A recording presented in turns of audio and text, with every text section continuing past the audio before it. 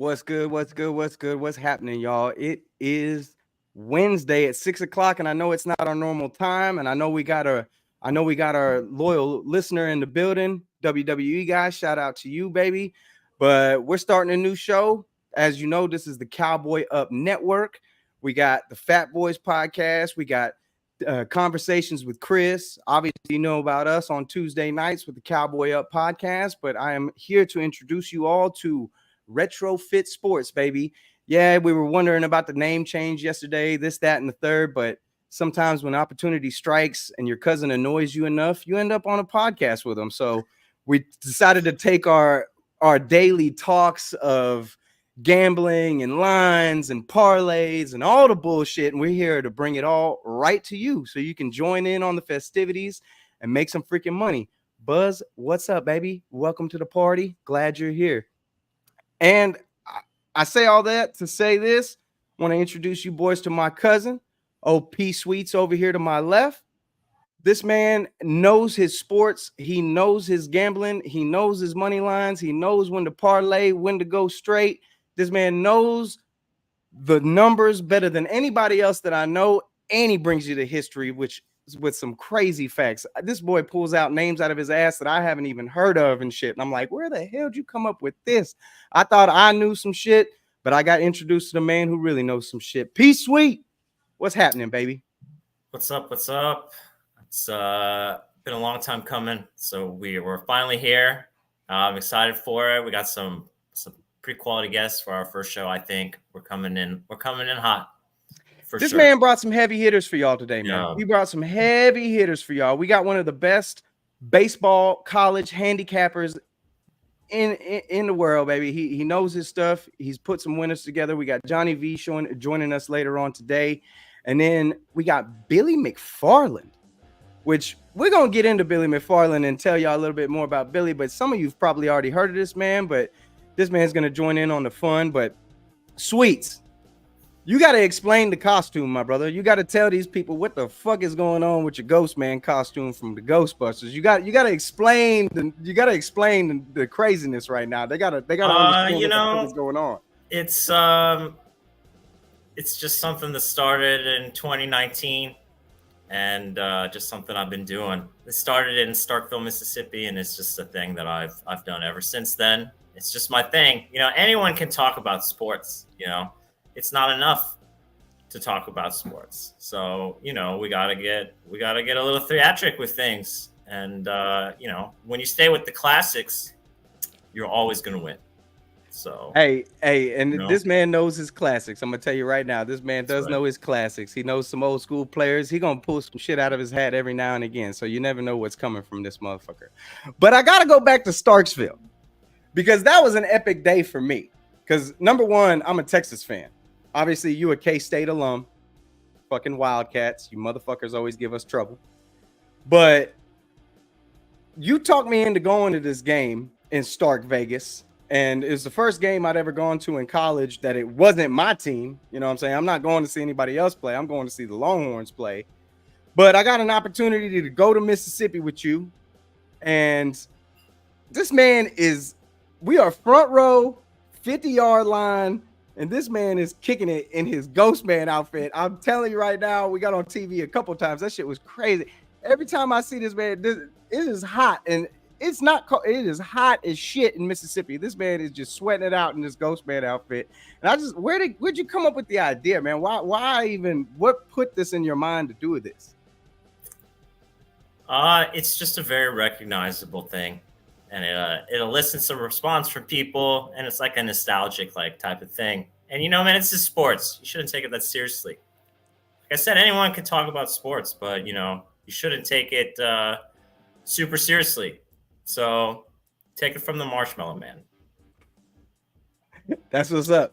That's what's up. You're gonna stick them with that bullshit. I'm telling you right now. And I tell you this, it's got to be a good luck charm because I don't think you've ever lost a game in that suit. This is that helicopter game where we sent their quarterback in the sky spinning in the air. That shit was crazy. Yeah, that guy, he transferred to Syracuse and he had a pretty good career and stuff for a guy that really couldn't pass. He had a pretty good career. I don't know. maybe they'll try to make him a tight end at the next level. I don't know what his trajectory or arc ended up, but I don't know, he did all right at Syracuse. But yeah, we did definitely. That was a pretty epic game with the kickoff return. I mean, K-State went up, they blew it. We got the kickoff return, and we went out there. I gotta say though, I was really disappointed by the biscuits. You talking about? So what he's talking about is there was this breakfast place that was like known for their biscuits. About the whole trip. Because I take my biscuits very seriously. So there was supposed to be these bomb ass biscuits at this breakfast place. This man was straight up there. So I think that says everything about that biscuit place. Because she gone. So she gone. And they made this gross one with like Rotel. Like, either way, biscuit? Like no. So either way, what we got on the lineup for you guys today, we're going to talk a little NBA Finals because it's tonight, about an hour and a half away from the tip-off. And then, obviously, it's the road to Omaha. We're going to talk a little baseball. We're going to talk a little basketball today. I know this is normally football up in here, and we'll get to football when it comes. But for right now, we got Omaha on deck, and we got the finals tonight. So let's start with these finals, man. Mavericks are down 2-0. 2-0. It is almost – you're talking like it's almost out of reach. These guys just look too good compared to what we've been able to offer. I mean, they blew us out in the first game. They beat us in the second game by 7, even though it was a closer, tight-knit game. And obviously, you got that questionable call that really could have pulled us within grasp in the last couple minutes that they didn't call on Brown for pushing our guy in the back and slapping that ball out of his hand from behind. But, what's done is done. Can't blame the Zebras. Got to be more competitive in these games. And it's going to be a tall task, but what's nice for us, obviously, we're back at home. I know that this team can do a lot in terms of what they've done at home and how they play together and how they can start shooting better than what they have been. But for what for the game in its entirety, is this series out of reach for the Dallas Mavericks, in your opinion? Statistically, probably, yeah. Probably it is. Just given the history. I mean, if they lose this game, it's definitely not going to happen. I mean, you fall down 3-0, it's a problem for sure. It's a pretty heavy hole. But they just have not really, to me, looked like they've really been in it. Maybe it was just they haven't got it together. But I really thought they got badly outcoached in both games. I thought the coaching advantage was way big time on the Celtics from the beginning, and I think you see that now. So you're always doing that to my guy, man, Jason Kidd, man. I love me some Jason Kidd. You're always doing this to my guy, man. This guy on the Celtics, he really had to learn the hard way, and he learned on the job.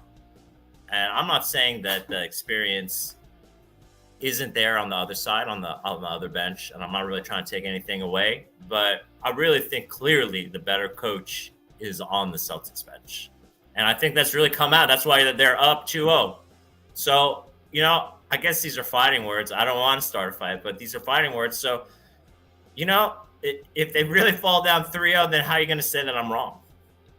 Well, you do have a point. They can't fall down 3-0. They fall down 3-0, it's damn near over. But they pull back even 2-2. We're talking best of 3 at that point. And you can't tell me that with a squad like what we have, who hasn't performed up to par in these first 2 games outside of Luka Doncic. I mean, if Kyrie turns it on, matches Luka 30 for 30, if we get PJ Washington involved, if we can get Derek Lively doing what he was doing against these teams that we were playing before, if we can get that rhythm back after falling down 2-0, it's just like Luka said, man. Everybody like to talk when they up.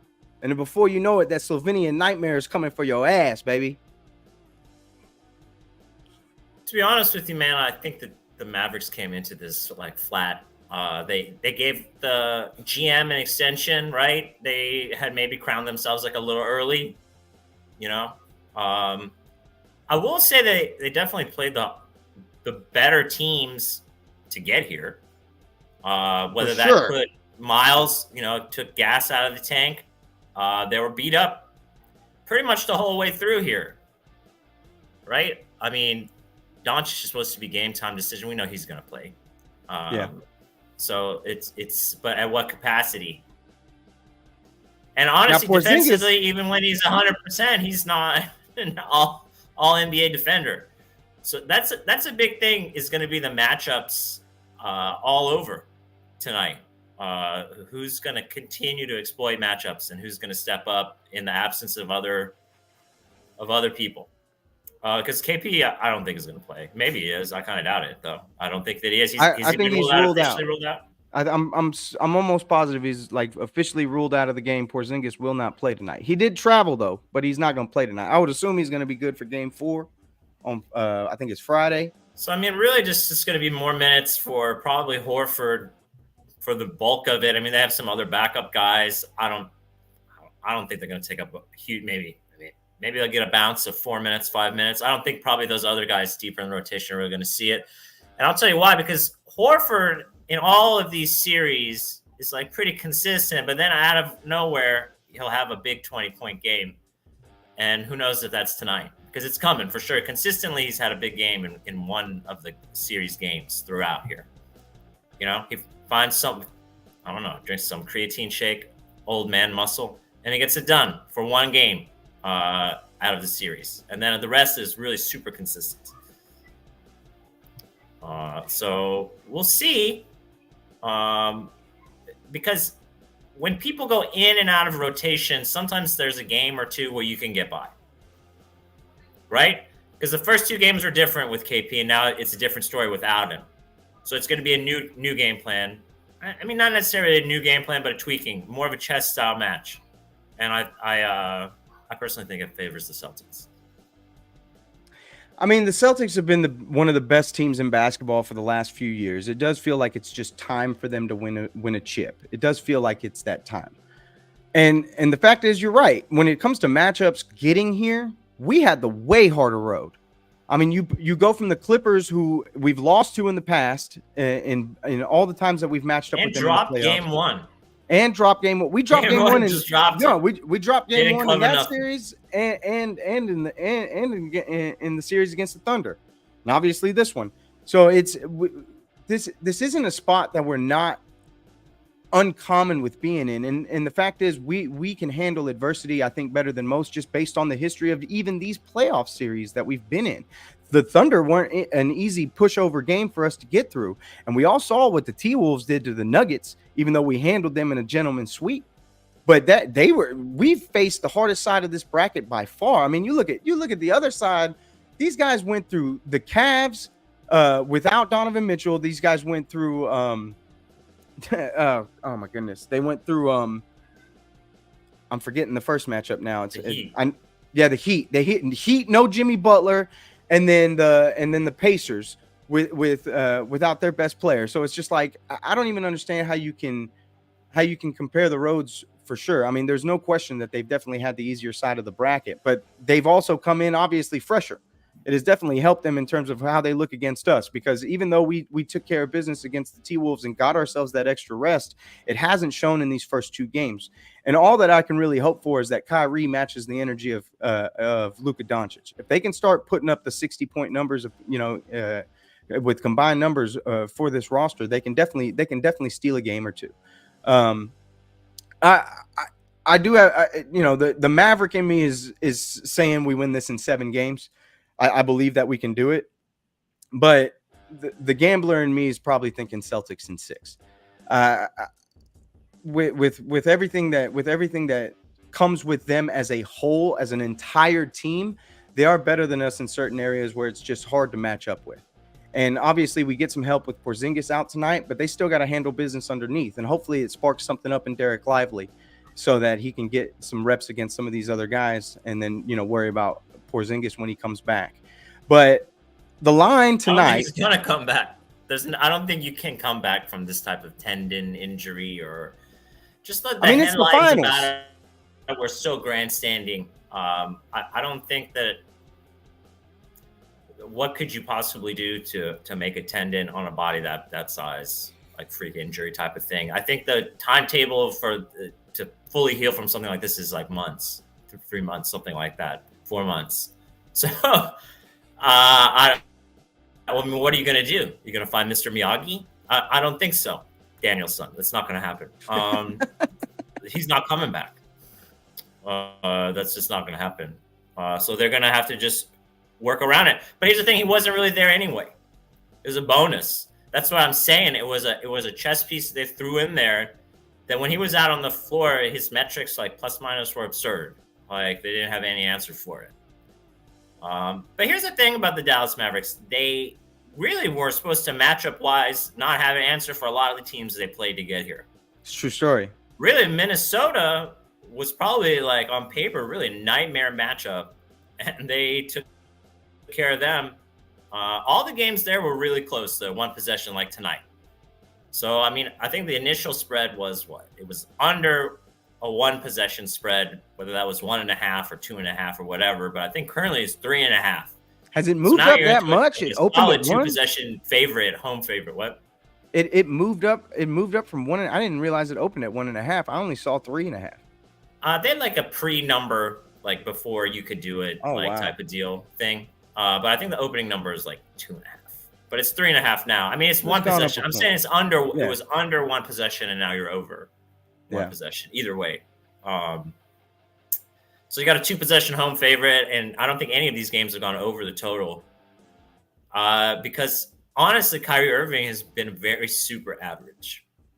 Like to get over like any sort of total tonight, you're gonna have to really like get some sort of matchups and like some shots to fall for Dallas, like at the 3-point line.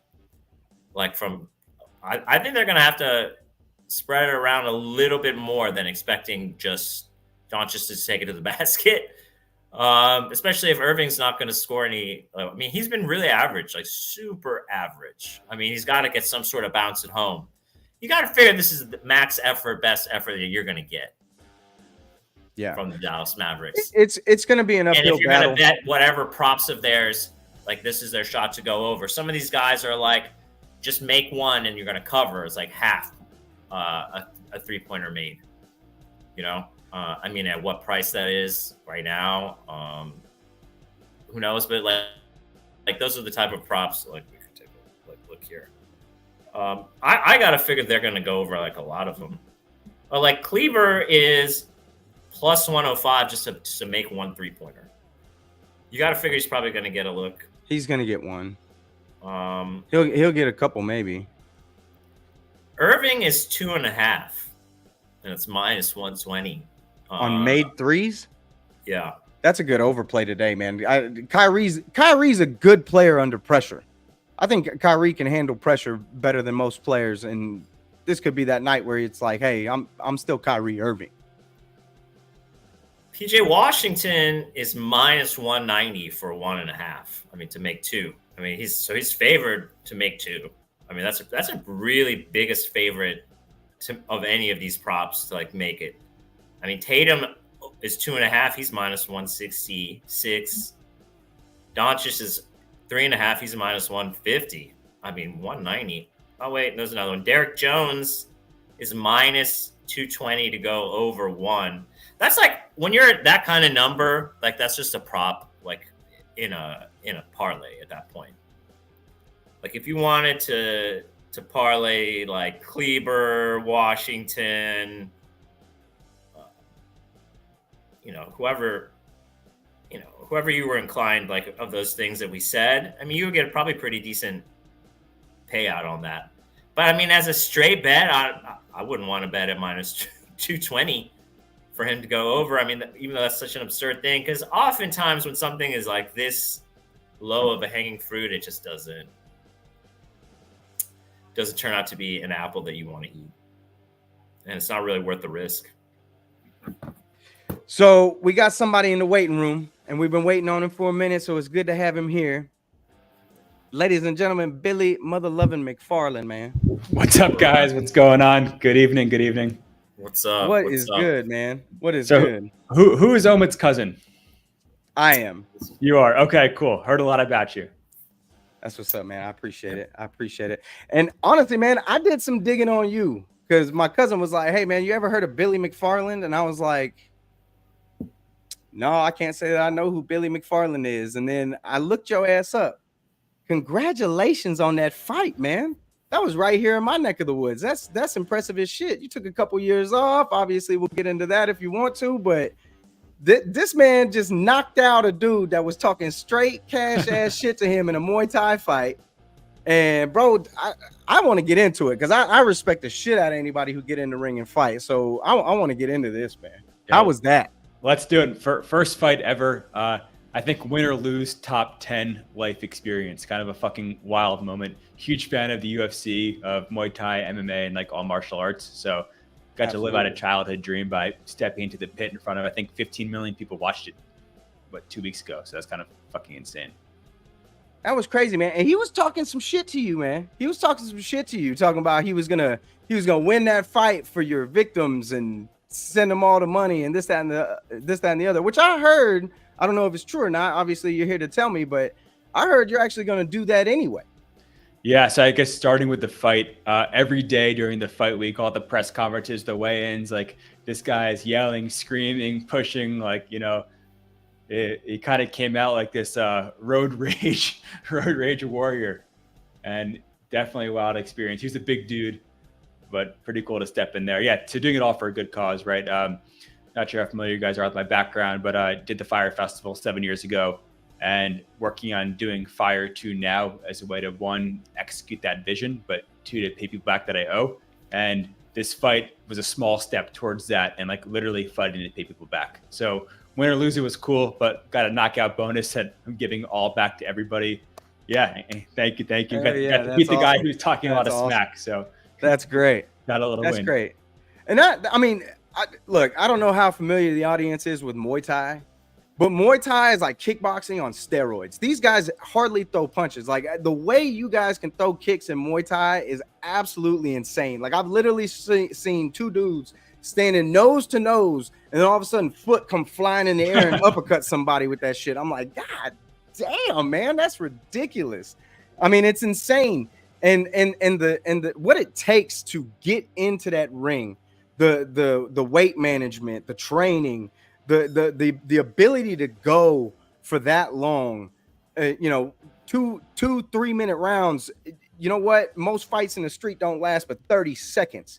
2-3 minute rounds feels like an eternity when you're in that cage. And to me, it's just completely impressive how you're able to pull some shit like that off and come out of it with a win. I didn't realize it was your first fight. That's pretty crazy. First fight in the ring. And you come out with a KO knockout, and that's absolutely impressive, man. And I know Sweets wants to get into the story, so I'm gonna let him kind of take it over and get into what he wanted to kind of dig into you about. Cool. So this was like a long time thing. You had practiced for this before you went away, right? I mean, how many years had you kind of like put into this before you actually got into the ring? Probably a year and a half or 2 years. So yeah, I knew I was going to jail and knew I needed some sort of training before I went in. So did Muay Thai for 5 or 6 months before jail. Then while I was in jail, whenever I could, would do some basic training with some guys in there. And then after it, got right back at it. And I always kind of had an idea that one day maybe I could do a fight to pay some people back. And the fight came to fruition sort of out of nowhere. So that was a crazy experience. So let's... what kind of toll did just the prison life and the food like take on your body when you came out, and how long did it really take to the point where you felt comfortable that you could get in and fight somebody like that? Good question. I think the food was pretty wild. I served 4 years. For the first 2 years, I literally ate out of this like yellow janitor's mop bucket. Some of the guys in there turned the mop bucket into basically like a frying machine. So whatever they could get their hands on, they would throw into the mop bucket. All right. So like whatever cancers are in that plastic, I'm sure I had every single one of them. And then for the next 2 years, my cellmate managed to get a clothes iron, and he would make quesadillas every day, like with the clothes iron. So I did 2 years of clothes iron quesadillas. So I'm not sure. Where did they get the oil from? Where'd the oil come from? They steal it from the kitchen? Exactly. Yeah, damn, that's crazy. Okay. But hold on. How the fuck you get the oil from the kitchen to the pod though? Because are you in a pod or is it like a camp or what was it? I was a good consumer, so I just consumed and didn't worry about the logistics. Oh hell! Come on, dude. prison is like a very clockwork thing. So if you have someone on the inside in the kitchen, like you've got it made. Like it's obviously just a little pipeline of things, like the Shawshank Redemption, but for fried food. There you go. There you go. And now, we can get into it, but before we get into it anymore, I got to bring on one of the best handicappers for college baseball in the entire nation. This man knows his baseball. We're going to get into the road to Omaha, and I can't wait to see what he's got to say about the shit, because we got some funny-ass matchups coming up in these playoffs. And I give you Johnny Mother-Loving V. What's up, team? Buddy? What we doing? Yo, I apologize for being late. After work, I had to get a little pump in. Billy, I know you know all about that, man, and I apologize for my tardiness, but it's great to be on. I really appreciate everybody having me.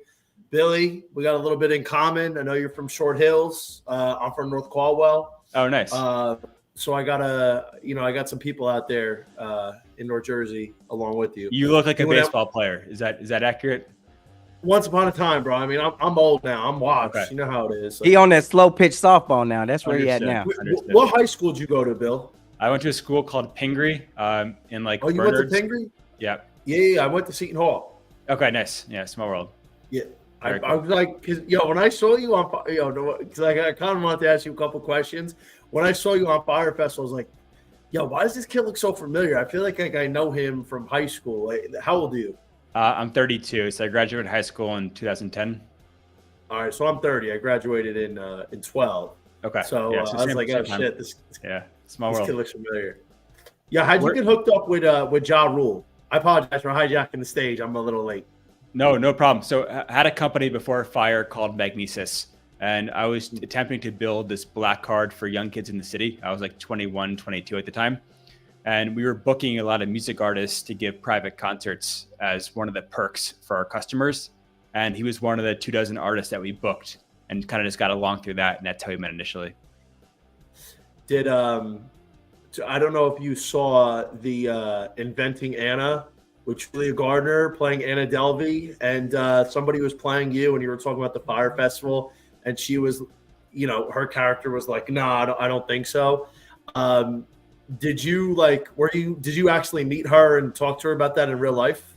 So I think it's like kind of true, kind of wrong. She lived on the couch at one of the Magnesis spaces in New York for 6 months. This was 4 or 5 years before Fire. So never talked to her about Fire. And yeah, she legitimately lived there for 6 months. I think she had my Seamless account and bought dinner every night, but I maybe spoke with her for, twice over the course of that 6 months. She was straight, like living on your couch. Like she was hustling. Big style. Yeah, she made it work. So all right. So, do you have the Ja Rule cookbook that he wrote from prison? Have you made any meals from that? I don't, and will not be buying that. Didn't know it existed. So did you have any urge to make your own version of like a cookbook? No, I think it was like kind of that period now where it's like it's the nightmare and bad dream. So I fucking want to take it all now and try to make some things happen positively. Right on. Okay. Do we want to talk some baseball now? Fuck it, man. That's what I do best. Let's fucking get into it. The show right now. I mean, for me right now, baseball, like college baseball, is like king. It's like the best time of the year. And we're getting like to the home stretch. I mean, we got basically like 12 days, I think, something like that, 12, 13 days. And then it's it. And then you're just really down to Major League Baseball. And that's it until August. And I don't know, minor sports, if you want to bet on like the Republicans to win the congressional thing or something, which I saw on some show earlier, which I don't have time for that. I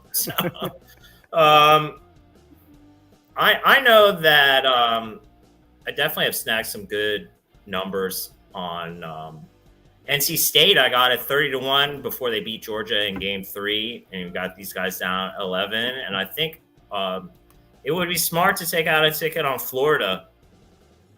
And that number on Florida is so different from like book to book. It's like unreal. I mean, it could be 12-1, it could be 20-1. It kind of just depends on who you're going through. But outside of those, I don't know. Like, did you play any of these to win? And they have all sorts of exacta matchups and all sorts of different props. But I just have that NC State prop right now, and I would consider a Florida prop. What do you got? You know what? I really, I'm upset with myself. There's 2 mistakes I made this year. 2 that I can look at myself and say I fucked up, and I know how to fix this next year. So probably like early to mid-March, I saw Georgia. They were grooving, and it's like, okay, fine. Like their offense is legit. Charlie Condon. How I got involved with Georgia was Charlie Condon 15-1 to win the Golden Spikes, which should come home. If it doesn't, I gotta organize a protest here at whoever decides who the winner is. But I'm like, listen, this team doesn't have the pitching to make a run. And, at the time, you don't know they're going to be a host. You don't know they're going to get a cupcake fucking regional, right? You don't know that. But what I could have did was took them to make the College World Series at 25-1. And now, they get an easy regional, and they're matching up with NC State. So all I had to do was I had to put like $1,000 for NC State to win at like whatever it was, plus 120. And now I'm coming away as a big winner either way. That's number 1. Number 2, I talked about this right before NC State kind of closed out their last couple of years. I was like, you know what? The Wolfpack is really impressing me with the run that they've been on. And they've beaten a lot of really good teams after their ass kicking at Louisville in the first week of April. They were just beating every great team in the ACC, and they hadn't lost a series. I'm like, 66-1 is where I'm looking at. But at the time, I was like, listen, I don't know if they're going to host. And if they do host, are they the 15 or the 16 seed? And they got to go to Tennessee in the Super Regional. So that was a big if. And ultimately traded the better number for more information, and it ended up backfiring. So I was upset at myself. I didn't grab the 66-1 and just say, let the chips fall where they may. So, I've been high on NC State, for the last like month of the year because they have a good enough lineup. They're veteran. They have a lot of dogs, and they have good pitching, even though on paper, guys like Sam Highfill haven't performed well. He is a guy that is capable of delivering a big performance, and they got some really good arms in the bullpen. And guys, let's not forget, this team is pissed off that they did not finish off the College World Series in 2021 when they were 1 win away from the finals, and they got told, sorry, COVID fucked you. You got to go. It's a huge rallying thing, the COVID thing for the pack. I mean, there's no denying that. They have like a little extra incentive for sure. But you really touched on it. I mean, talk about arms. You're going to be really hard pressed to beat NC State 2 out of 3 games with the type of talent that they have, and with the way they're able to go into their bullpen. They can match up like major league style almost to some degree, like matchup wise in an all-in scenario. That's not a team that you want to face, especially when they're dialed in. I mean, that first game against Georgia, what did they get? Like 9 straight hits to open it up. I mean, that thing was over by like the 3rd inning. I mean, the final, I mean, you're getting NC State. They were plus 120 in all 3 games. They took 2 out of 3. They were plus 120 to win the series. I mean, it was just a mega scoop weekend for anyone that was backing the Wolfpack. I mean, it was unreal. And then, what I kind of realized is these game 3s have, teams are going all in. They're pulling all the guys out. Like they've tended to go under, I've noticed. That's something to think about when we go deeper into Omaha. Don't take an overinflated total where if the opening total on game 1 was 13 and then in game 3 you got 15.5. I think you got to go under that. And that's what I did with NC State in game 3. It was 15.5. And it was kind of a little sweat there. They definitely left some runners on, but we got there to the window on the total. Just something I've noticed in this year's run through the games. Virginia has been another team that their last game went over. They were under all the other games. And they're going up against a team that they know well in UNC here. I really like UNC in this spot. I think with Jason DeCaro, who's the youngest player. And I mean, it's wild to think that this kid is the youngest player in college baseball. And here he is pitching in the College World Series. And I really like North Carolina in this spot.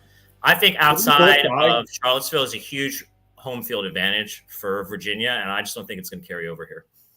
can they both die? Like, I don't want either of these teams winning. Like, is that possible? Because I think, realistically, I had two teams in different regions coming. I had LSU out of the UNC region, and I had Mississippi State and even Kansas State coming out of Charlottesville. And ultimately, I think it comes down to this. As a Florida State ticket holder, I would prefer to see Virginia. I would prefer. But sure. I personally don't think Virginia's pitching is good. Everybody's like mesmerized by them because, their pitching did pretty well against Mississippi State, a team that literally couldn't capitalize with any runners on base. And Kansas State, kind of the same thing. Everyone's like, Evan Blanco's starting. Like, bro, Evan Blanco is an average starter. But the fact is that he's got like a high threes in the ACC on this Virginia team makes it seem like he's a true ace, which he's not. He's very beatable. He didn't look great against K-State or Mississippi State. He was solid. And for my money, like, the bullpen's not that good. If you look at UNC, and yeah, they've gotten a little bit lucky as well. UNC should not be a team that I think has gotten as lucky as they have. But offensively, they have more stars and they have deeper pitching, especially in the bullpen. And I think that's where it's going to be. I think it's where it's going to be the advantage. And ultimately, I think UNC was like minus 140 is a better number. Bill, I threw the mesmerized in there. Got any thoughts about the True Blue, Michael Jordan alum, Carolina, Diamond Heel Nation? Are you asking me to help handicap college baseball? Yeah. Come on, give it to me, baby. You got it. You got it. I think we got to start. I have no idea, first of all. Second, can you guys write maybe the games and lines in here, and I'll do my picks, and then you can make fun of me in a couple of days? I was just about to do that. And okay. What we've got, so this is the futures for the World Series as we sit here today. This is what we got. Vegas has Tennessee favored to win it all at plus 290. Okay. Texas A&M is right behind them at plus 330. Kentucky follows them at plus 500. North Carolina follows them at plus 600. Florida State's at plus 750. Virginia's at plus 900. NC State is plus 1100. And the longest shot to win it all is Florida at plus 1200. I like Florida, man. I like Florida's odds here. I'll put $100 on Florida and Florida State. Friday's matchup. Oh, yeah, Billy. Let's go, baby. You know what? That exacta, to call that, I think, pays like plus 4,000 or something, that final. Hold on, because you're looking at two books here, Sweets. I looked at it, right? The 30-1 on FanDuel for those two teams to meet up, and it was 49-1 for Florida State to exactly beat Florida. But on Bet Rivers, you know what Johnny V did? You know what Johnny V did on Bet Rivers? They had two different brackets, bracket 1, bracket 2. I parlayed Florida and Florida State to each win their brackets, and I got a better number. That would have been 30-1 on FD, and I got it at 48-1. Can you lock me in for that? Florida versus Florida State, and I have Florida State winning. No. It's too Honestly, late for that. He did this months ago. It was a very, very, very feasible final. I wouldn't be shocked. I mean, Florida State is chock full of talent, and they're like in a redemption. I mean, they don't lose. I mean, like when you're talking blue blood baseball, Florida State's up there with them. The season they're coming off of, I think they had some sort of underdog chip on their shoulder, which is maybe a new feeling for them. But I mean, they got tons of talent. And you really got to wonder about some of these teams that were playing at home the whole time. When's Tennessee, the final? A&M. You got to really wonder what these teams are going to do on a neutral. So, and Johnny can break down the brackets for us. But for Friday's matchups, Virginia takes on North Carolina, and then FSU takes on Tennessee. Saturday, you got NC State playing Kentucky. Florida's got A&M. Now, obviously, I just hit the futures. Who's the best value here? Like which team is the best value in terms of if you really thought they were going to win it all and you were going to take a shot on somebody, maybe not necessarily the one you think is actually going to win it all, but the one that you wouldn't be surprised if they did, that's giving you the best odds that you're looking at. Who would it be? We'll start with you, Johnny. I don't know how it's not Florida. I mean, when you consider the price, consider the team, and you consider which side of the bracket they're going against, if you look at it, their bracket is definitely easier than the other one. I mean, you have legitimately Tennessee, UNC, Virginia, and Florida State on the left side. And here's the thing, right? Florida's kind of gotten a little bit lucky in the sense that they're going to draw A&M game one, and on paper that looks scary. They're going to go against Ryan Prager, but Ryan Prager's been stuttering a little bit. He does not look like himself, and the fact is, without Braden Montgomery, this A&M team is really not looking intimidating at all. It's still a good offense, but like Braden Montgomery, bro, this guy is going to go top 5 in the draft. This guy is 25 to 30 home runs with a high 300 average, switch hitter. He is a brutal matchup. And the fact is now, like, I think Florida's just playing so hot. They're a team that's been here, done that before. They were here last year. And even now, you're getting them 15-1 or higher. I think when you consider the path that they have to get to the finals, it's a lot easier than anybody else on the left side. And you're just getting such a big number that I don't really know how you couldn't say the Gators are the best bang for your buck, just considering the fact that they have one of the most talented rosters in the Final 8 here.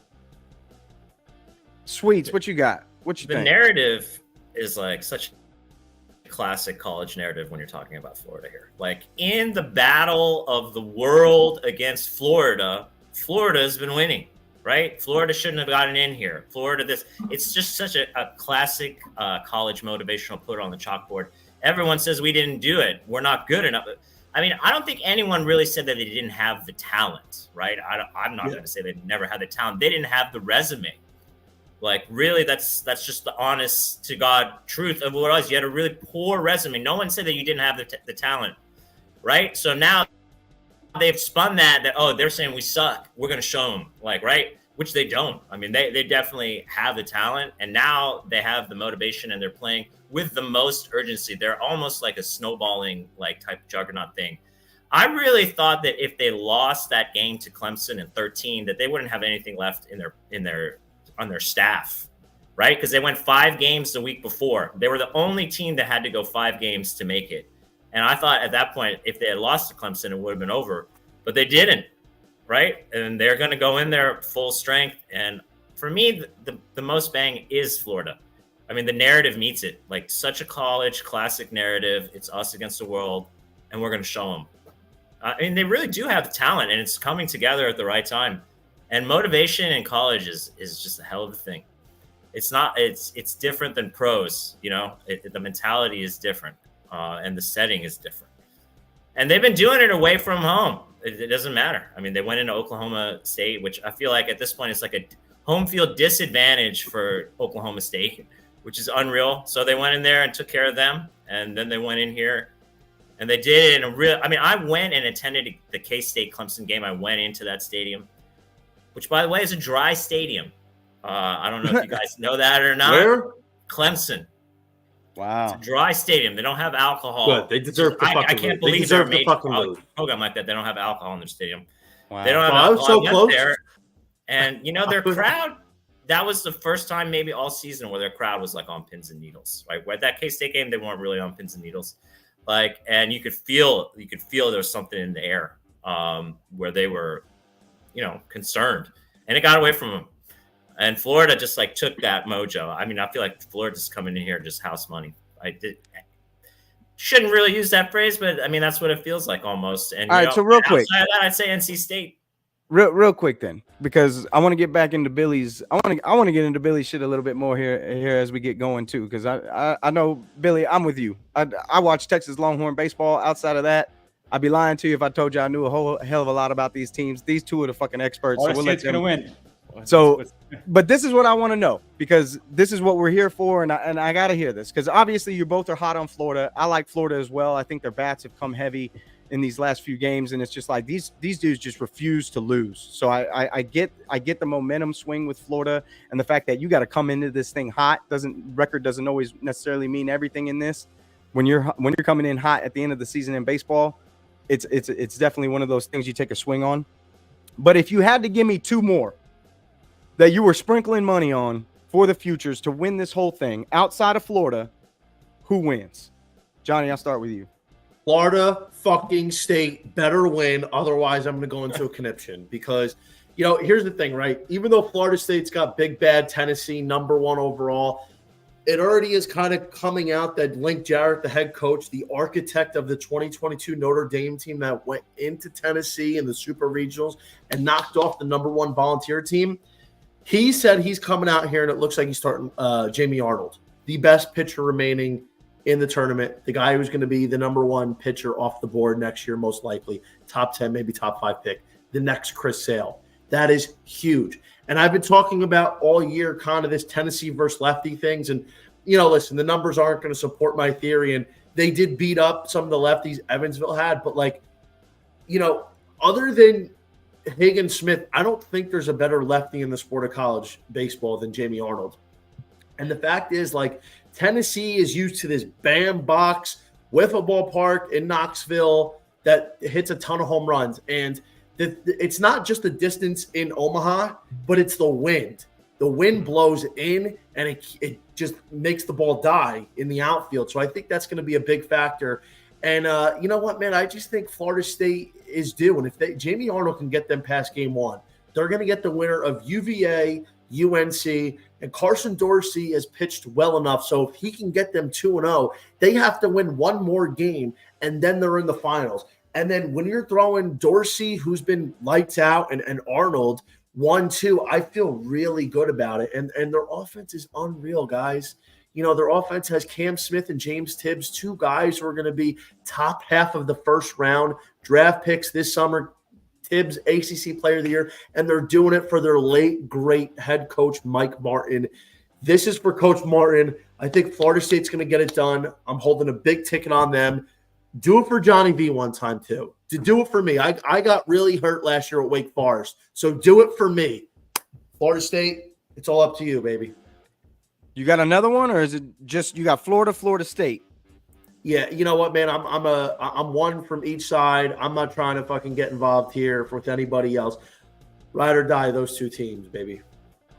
Sweets, give me your 3. You got Florida already. Give me the other 2. I like NC State a lot. Like I said, it's going to be tough to beat them 2 out of 3 in a lot of settings. Kentucky's like one of those dark horse teams, they're not really traditionally a baseball power. I don't think they're more of a newer type of thing in here. And I tell you, Oregon State, they made that blunder. They didn't cover home. The pitcher didn't cover. That's the thing about Kentucky and UVA. I felt like the other teams made errors that were really pivotal. And Kansas State, I feel like, didn't even play to win. I'm going to be honest with you. Straight up, in my book, the way they used the pitching staff and everything, they were playing to manage games and they weren't playing to win at all. And the way that the sun sets in that park, you really need to be ahead before the sun sets because it becomes much harder to hit when the ball is traveling from the light into the dark in the batter's box. I noticed in this series, and Virginia got bailed out by errors late in the game from Mississippi State and from Kansas State. That run home run in game 1, he would have never hit that home run if they make the double play. He doesn't make the throwing error right there. That doesn't happen. Who knows if Kansas State can win that game and what would happen in a game 3, for instance. So, a team like Virginia, man, I'm really down on them. If anything, I would say there's UNC probably has a good shot. Maybe Kentucky, NC State. I mean, Florida mega value those, but A&M, I'm not on it. Tennessee, I don't really see any value. And honestly, I just really question what teams like A&M and Tennessee are going to do outside.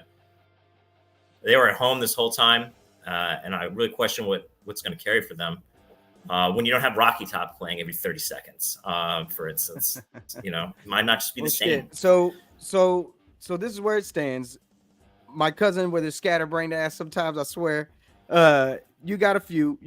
So we got y'all are both high on Florida. Both of you really love the value in Florida.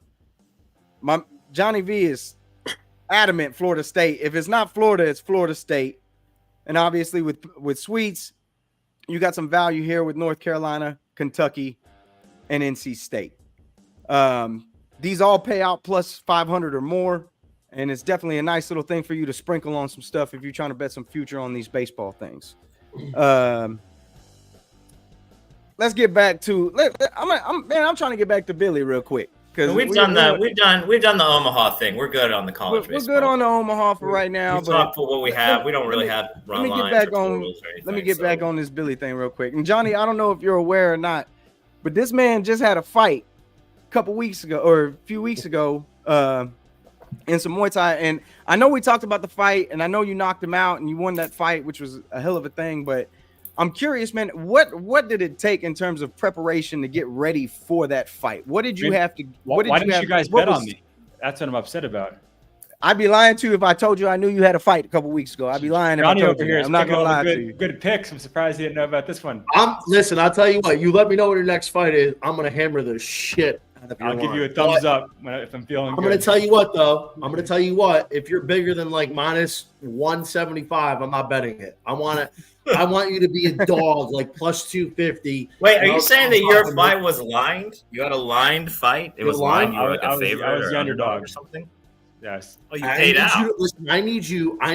If you're gonna win, to barely win. I need you to barely win. Like, go to the distance, like look like you're about to lose, and just like miraculously win. So you keep getting that underdog price, and I'm gonna keep fucking smashing. That's how we do it. This man's playing with his life right now over a bet. Like, I wish I was 5% good enough to do any of that. Take it easy in the fight. Lose a little bit so that you can come back and miraculously win at the end. Like, bitch, you know how tired I am in this motherfucker right now? I'm over here dying and shit. I can barely breathe. You over here talking about take it easy, motherfucker. I'm trying not to die. That's funny. But nah, Billy, I want to know, man, what kind of training were you doing? Who were you training with? I saw you got a little chummy with Joe Rogan, which that's my motherfucking idol right there. I love that son bitch. And the fact is, bro, you were right here in my neck of the woods, right here in Austin. I'm ashamed of myself for not knowing about this fight because I usually know about shit like that. You live in Austin now? I do. Nice. Capital City, baby. Let's go. But yeah, man. My first time there in like a long time. It's changed so much. It's a pretty cool city. It was fun. Oh, man, it's blown up. It's blown up. I've been here 14 years now. And it's like, man, I don't even recognize the place. Bro, when I first got here, they weren't even using the fucking area code. I was like, I've been using the area code since I was a little ass kid. Y'all, I came out here, you only got to dial 7 digits. That shit fucked me up. They just got the second one this past year. This city is blown up, absolutely insane. It's crazy how much it's gone up here. But I need these Californians and fucking Chicagans to stop raising my fucking rent. It's bullshit, man. And the former this New Yorkers. ain't California, bro. New Yorkers, yeah, it's fucking ridiculous. Everybody coming the fuck out here, and we ain't gonna get into the politics of it, but these fuckers on the coast and pissed all these companies off. They're all coming here. Tampa, same way, baby. I used to live in Tampa. Yeah, I was one of those. Yo, Tampa's becoming like Miami. And I'm like, oh shit. Yeah. Now it's like, yo, if I'm moving again, I think I might fuck with Myrtle Beach. Like I've watched Eastbound and Down enough to know, like, let me give it a shot here. And then, like, yo, the rent's still relatively like affordable. Like I can fuck around and get like a 3-bedroom and still pay like the same amount that I'd pay for a 1-bedroom up here. Sign me up. I got a question for you, Johnny. What's Lisa Ann's drink of choice? Oh wait, this one was with Lisa Ann? Yeah, I thought that one was with Lisa Ann. No, Lisa. I'm really good. I'm really cool, Lisa. And I was actually with her in the city for her birthday. Matter of fact, wild. Like Lisa Ann's good people, bro. She is the only person that gets me out into New York City. I hate the city. I fucking hate it. Wow, that's crazy. But we only go when I go to Sapphire for the Super Bowl. This is the second or third year in a row I did it. And whichever club she's going to her birthday party in, but she actually created her own label of wine, and it's really good. I'm not like a white wine drinker, but like I had it. Let me tell you, it was really good. But the truth is, she's not a big drinker, bro. She's not really into drinking that much, and every time we go out, it's more of like people are always coming up to her. She wants to be sharp, so she doesn't really get too crazy. She's good people, bro. I got a lot of respect for Lisa Ann. That's dope. I know her pretty well. Yeah. Lisa That's Ann, crazy. legend in the game for sure. But hey, hold up. Did you answer the question? What's her favorite? What'd you say? Drink? What's her favorite drink? Wine, I guess. Or I guess, yeah. What's her favorite said wine? she has I'm her guessing own it's wine. her fucking wine, but Probably, yeah. or Yeah, what like- if you're going to the bar for Lisa and A wine ain't there, what are you getting Lisa to drink? I'll probably get her just some vodka because every time we go out, the tables usually have vodka there. When we went to Bounce last year, did Bounce close? Did Bounce on 23rd close in the I city? live in New York. Billy, you I wouldn't don't know know. this. Yeah, Bounce is open in New York. Yeah, still open. Oh, it didn't close yet? Okay. I thought it was closing, but she let me pick. I'm like, yo, fuck around. Let's get the Casamigos. I'm a big Casamigos guy. So she'll like sip on whatever. So she's not. It's kind of hard to explain. It's not really. She'll kind of Whatever the mood strikes, dabble. I guess. Yeah. But like the wine is probably the thing that she likes the most, I would say. Next time you see her, bro, get her a Paloma and say it's from me. And when The fuck is a Paloma? Paloma, I'm gonna introduce you to something then because I didn't know you didn't know what it was. You ever heard of a ranch water? No, bro. Is this Never like heard of a ranch southern- water is either? this a All right, southern goddamn. thing? All right. So listen. Southern thing? I guess Texas fucking thing. so. It's Ranch a water Texas is a thing and a Texas Mexico. Well, Paloma is a Mexico thing. Yeah, So Paloma's Mexican. ranch water is Texas's twist on a Paloma. So what a Paloma is tequila, Topo Chico like mineral water, and a splash of squirt grapefruit soda. The beauty of it is you combine the tequila that gives you that natural energy from the agave and water all night. You got nothing but energy. Fuck the Red Bulls and all the bullshit. That shit'll keep you up, motivated, ready to go, and you're gonna be loose as fuck. It's beautiful. It's the most beautiful fucking drink. I don't drink, but those I drink the shit out of those. What you got? I just sit on Casamigos Club all night. I mean, is what like is You can use Casamigos, mineral What water. are you drinking, Billy? What's your drink of choice? Glass- I like tequila too, so we're on the same page. Which one? Amigos? Yeah, I like Casamigos is cool. I don't mind. Well, if you're Paloma asking me either. what I'm buying a Herradura Ultra. That's what I'm buying. Like if it's me and I'm trying to drink, I'm Herradura Ultra. You don't know what that is. Don't do this like you knew what the fuck I was talking about. Stop it. Okay, you know what? You got me. But let me say Herradura this. Ultra is like $60. It's not that expensive. It's only Oh, I $60, and it's fucking beautiful. vibing. It's a Blanco. It's fucking aged like 100 years or some bullshit. It's like Don Julio 70.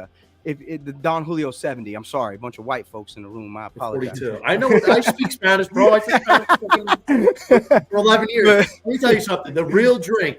If you ask me, right? If you ask me, like, hey, I want like good tequila. The Migos is great. That's like fucking party. Migos is good. I'm not dogging Migos. Migos is good. Like, I want the good shit, like Azul, Casa Azul, Reposado. That's my shit. Like the 42 is solid. I think the Azul I like it clear. is better than the Julio. What do you like, Billy? What you think? You like it clear? You like that Reposado with the little? You want that little dark kick in there? I like you like it clear too? Yeah. That's what's up. All right, guys, I got to bounce, but I'm going to come back on after Florida State wins, so I can collect my victory. That's right. Take my victory The lap. Billy special. What was it The paying? Billy 40-1? Plus 49-1? plus 31, 7.5. something? No, plus Florida State 750. over Florida. I'm going to put $100 on that, and then I will come back to Oh, you're not doing the future. I got you. to eat shit in next There week. you go. Honestly, it's a solid pick. I'm not going to get any flack from me. I think I'll it's a watch solid now. pick. See, you It's guys very, went very over a feasible. fan. Very Thank you, feasible. guys. Great meeting you guys. Right on, man. Thanks for coming on. Yep. Have a good Appreciate night. it, brother. Appreciate Thank you. you. Thank you, man. So we're gonna close it out real fast. What the hell? We lost it. There we go. There's Johnny. So we're gonna close it out real quick. So we've seen the matchups: Virginia, North Carolina, FSU, Tennessee, NC State, Kentucky, Florida A&M. Out of these four matchups, give me your locks for the week. Who are the four teams that are winning Friday and Saturday? Who are they gonna be? Oh, I hate the word locks, bro. I don't try to say it. We don't Here's use the the four word teams all locks. right. I We're forgot not it was using the word locks. Here's the four teams I have winning game ones. Game ones only. yeah. Florida State, UNC, NC State, Florida. Four teams I believe will win their first game of the weekend. And ultimately, I think it's going to be Florida State versus Florida in the finals. And if it's not Florida, I think it's Florida State, NC State. I think Kentucky It's been a nice story, and they do the little things really well, and that's important. That's why they're able to take down these more talented teams. Because Kentucky, quite frankly, talent-wise, they're not that great. They're solid, but they're middle of the pack SEC. It's because they don't make mistakes. They do little things right. They're able to advance. I think at some point it's going to run out. They're not going to be able to sustain this. NC State is a veteran program. They're an ACC team. They're not like Oregon State that shits the bed when they play a fucking team outside the Pac-12 or the Big West. I think NC State's going to be able to handle it. Sweets, who's winning? Who's your pick for? I really like Carolina. I don't think the Virginia's. The thing with Virginia is their bats are younger bats. They're like freshman bats. I question their pitching outside of their home field. I think this is a great spot for Carolina. It's just I really like Carolina a lot. What was the second game? Tennessee and Florida State. That's a tough one. That's a super tough one. But man, I think on a run line, like Florida State's going to be the play for me, not a money line. NC State is a run line, and Florida State would be a money liner.